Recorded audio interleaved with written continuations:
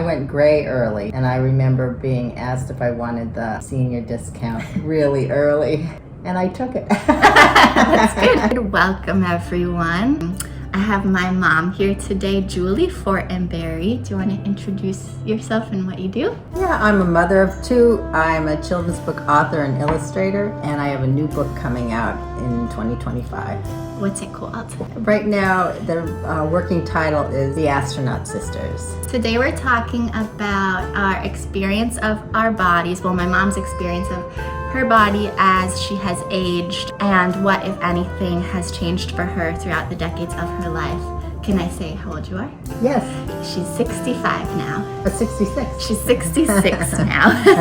I feel like it's a nice topic to talk about because not only do our abilities change and our relationship to like disability or mobility or what you're capable of, but also your relationship to like body image and how the world sees you and how you see yourself. And I do feel like it's true for all genders. I feel like that's especially true for women and marginalized genders. I mean, I'm sure it's true for everyone. When I generally ask you about your relationship with your body, what's like the first thing that comes to mind that you think of, or the first feeling that comes up? I think capable. At a young age, you don't even think about your body. It just does everything you want it to do.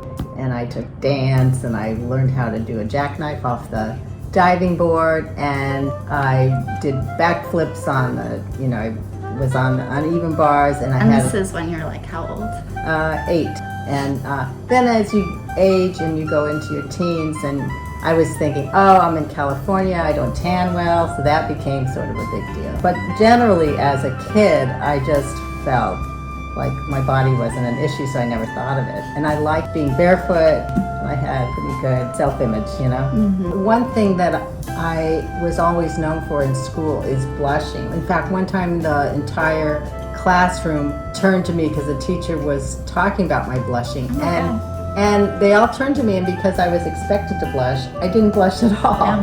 That's not nice the teacher brought it up. Why'd she do that? No, I don't know. But I would also get extremely red when playing tetherball. So there were things that early on that my body did that I wasn't happy about. Like I can't do it. Yeah, sometimes it feels like our bodies like betray us when really they're like working so hard for us. Yeah, that has always bothered me through my life. It bothers me less now. Yeah, you always mentioned that when I was growing up. And I always blushed, but I never cared. I never have seen you blush. I think my chest blushes, not my face. So how would you say your like sense of yourself or your relationship to having a body change, or did it when you went into your 30s and then when you had children?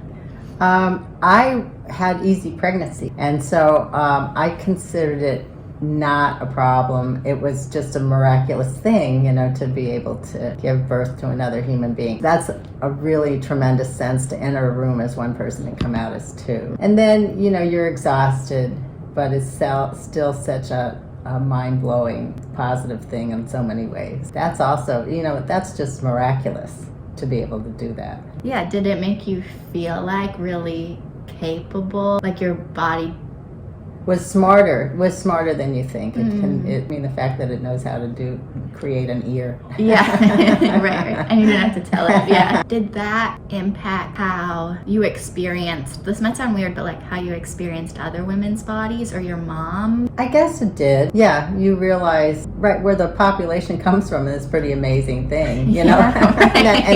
I think that once you have a kid, you think that, oh my God, people do this all the time, and you can't believe it. You can't believe that something like it's so mind-blowing and life-changing for you, and you can't believe that people do this all the time. Yeah, and then I guess you do realize what your mom went through when you go through it. And I think you forget how it wasn't all that painful for me, both pregnancies or both experiences, but I think that you forget a lot of the details, and I think even if it's a rough experience, you forget the rough parts. You have hormones that make In one of my experiences with Johnny, when I was giving birth to him, my oxygen level went way down in between contractions, and they were worried about me because my blood pressure dropped very low, and I experienced a sort of a shutdown where everything was very warm, almost like a near-death experience. And that was really fabulous, and sometimes, it was a really beautiful feeling. And then I came out of it, but it was really felt as though I was just so warm, and it was so peaceful. Yeah, it's curious because like starting that sentence, like my blood level dropped, like I'm sure maybe Dad was nervous, but you were experiencing something else inside. Yeah, right. The next decade, coming into your 40s, we're living in the New York suburbs, and you have two young to youngish children, and you're like, I guess mostly at home, but also starting to illustrate. In those years when we were in grade school, do you have any memories of either your like experience of your body changing, what you could and couldn't do, or just like how you felt about? Well, I wasn't walking as much because we had lived in New York City, and so being in the suburbs was a little limiting, and I didn't really like living in the suburbs in a lot of ways. And because the city keeps you sort of moving, you have to move, and you take a car everywhere you go in the suburbs. Yeah. And I don't do a lot of athletic things, so I was in a chair illustrating a lot of the time, and so I prefer living now in a city, and just because there's just more movement on the streets. That is like something I think of when I think of you is walking 40 blocks in New York. Because we used to start out at Grand Central and walk all the way up to the Met, and then sometimes walk all the way down to 14th Street. Yeah, and so the city is just so interesting. You can walk a long way and not realize that you're walking. Yeah. Totally. And now I think you were in your 40s. I was a little kid, I don't know. Mm-hmm. But I know you had a surgery, and then later, more recently, you have had pelvic floor PT. Right. Did those experiences in any way shape how you move about the world and move inside your body? Well, I guess when you have surgery, you realize that things aren't always going to work properly forever. I didn't think things were going haywire or anything, but it's a precursor to what happens in old age, and things start to ache when you get up in the morning, and I have a little bit of arthritis, that kind of thing. Well, now, because as things age, it becomes a situation in which you feel your body moving all the time. About 8 years ago, I developed epilepsy, and I haven't had any seizures since, as you know. I haven't had any seizures for about 4 years. Yeah. And so I don't feel like I have epilepsy, but for the people that witnessed my seizures, they really feel that I felt it more than me, almost. Yeah. And so that was odd, not being able to depend on your body to drive a car. But I still didn't feel disabled, and I still have a sense of being able to do things. And even when you get older and your body hurts, you still have this muscle memory, and you think you can do all these things, and I sometimes just go ahead and do them, and then once I had an epileptic seizure, then it really, it struck you and your dad that I wasn't going to be able to do certain things, and that didn't really affect me too much. I don't love driving, and I like living in the city, and like I said, I haven't had a seizure for a while. So I don't feel invincible, but I still feel whole, So. Aw, that's beautiful. It sounds like epilepsy and the surgery and maybe even PT informed you about being in a body, but didn't change your relationship to it that much. Is that true? I think so. You always... people have said this, not just me, but you still feel like your personality or your person is like about 35 or 40, but then your body hits you every morning where you feel achy when you get up, and sometimes my back goes out a little bit. But on the whole, I don't feel limited. I feel like I could walk all over the city. And that's always been your main way of like experiencing the world, right? Yeah, walking. Yeah, thinking about how you still feel 40-ish, Mm-hmm. whatever that means. You've talked before about how you feel like the world sees you differently from when you were 30 to now. Yes. What Yes. does that mean to you? That you used to be able to get by, not, there's just a certain freedom you have when you're young where people look at you for your personality, and when you get older, you kind of they generalize gray hair and see old person, they don't see you as an individual. I mean, that's not necessarily true, of course, but that's my assumption, and that's what I've done. Yeah. I've looked at an old person and said, oh, old person, check, Yeah. And I don't realize, even my parents, I saw pictures of them younger and realized, oh my God, they're real three-dimensional, they're multi-level or whatever experiences. Yeah. So, you tend to write off people fit them into a box, and I think old people fit into a box. I was like, hey, when did... I didn't ask to get put in there. What does that even mean? When did you? And when does that happen? I went gray early, and I remember being asked if I wanted the senior discount really early, and I took it. and then there's the tendency to try to overcompensate by saying, "Oh, I'm really different," and hip. Yes, and then you really, show how quirky you are, and it's really not a good decision to do that. So I feel like, people that's probably true for everyone, everywhere, just in some way, trying to prove something. So today, how do you manage the expectations you have of your body? If you feel like you do it all. Well, I'd have to say I'm kind of lazy, and I give myself a lot of latitude to just sit around. Why is that bad? Because, you got to keep things moving. I have to lubricate the joints and, synovial fluid. It's good to go down to the gym. I have a gym right in my building, so. What does it make you feel like when you either go down to the gym for a little, or you do a little yoga, or when you go on a long walk with Dad? Oh, it's important just to get out of the house. Look out, look at the horizon line, and stop worrying about little things, and just look at the neighborhood and just get outside.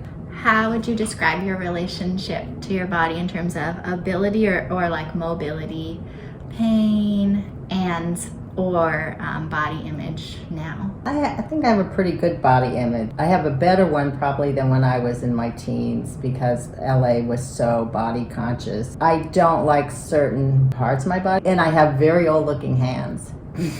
That's not something I would ever think of. Well, you and we went to have our nails done, and I put my hands up I looked at your hand, I put mine up to have the nails painted, and I went, oh my God. And things will happen as you age where you go, oh, I didn't know I look like that. Who is that? Yeah.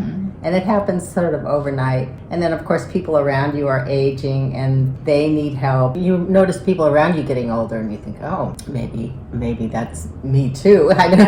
You notice that they're having trouble walking, they have arthritis. And Dad, I feel like he's going to get better. His joints are going to get better because he has a virus. But, you'll have to take care of other people who are also aging. And then you notice it in your friends, their age. Yeah, like first it's just your parents or your grandparents, and then your parents, and then it's your friends. Some people all through their 60s and 70s, they're fine, and then in their 80s, they really start to show their age, and in terms of memory too. Yeah. And also you start taking medications. Yeah. And that wasn't, like, you didn't take medications as a young person. I really had, this idea that I'm never going to have to take a lot of medication. And I also would look at the way old people walk. Like a pride, almost. Yes, yeah, like I'm so physically fit or something. And then you'd see old people walking and think, oh, why did they make the decision to walk like that?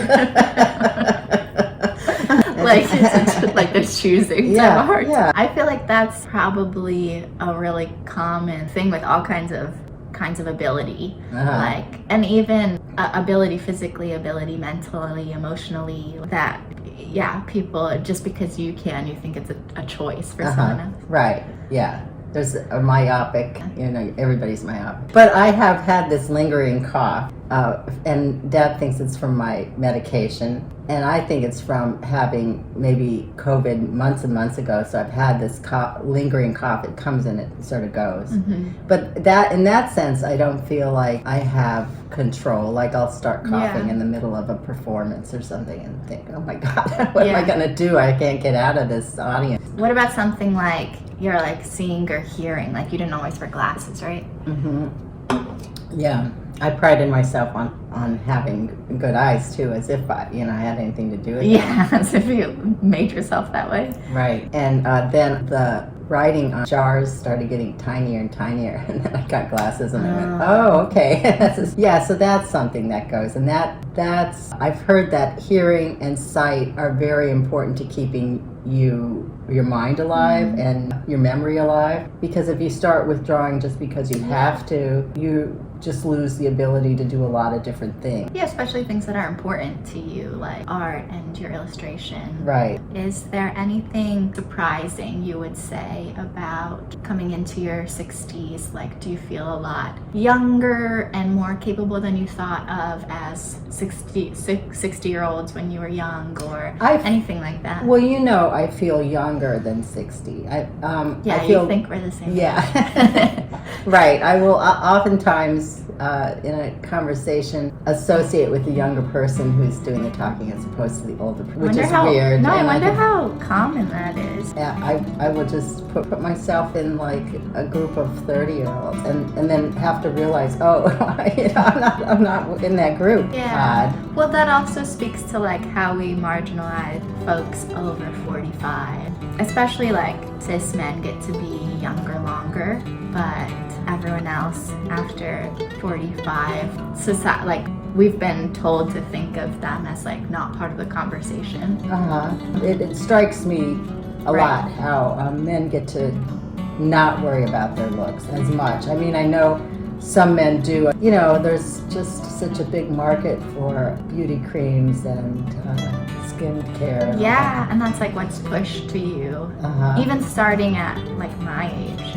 So then you think about people who are aged naturally, and there's criticism about that, and people that have plastic surgery, they criticize that too. You can't win in some ways. And then you just think, I don't care about that. So. It sounds to me like you always had something more important to focus on. Because you were an artist. Right. Yeah, if you have family and also your art, and artists tend to, especially when I was a fine artist, I felt out of any sort of box at all, and I felt very free when I was doing sculptures and abstract art, because it was before I was living in the suburbs, and I felt as though, and that is very physical work. I was like chipping away at paint and wood all the time, and that was kind of a cool thing, but I don't think I could keep that up. I think I have some pain in my arm. I think art keeps you young. Like some kind of art keeps you young. That makes sense to me. Because you're not thinking about yourself so much.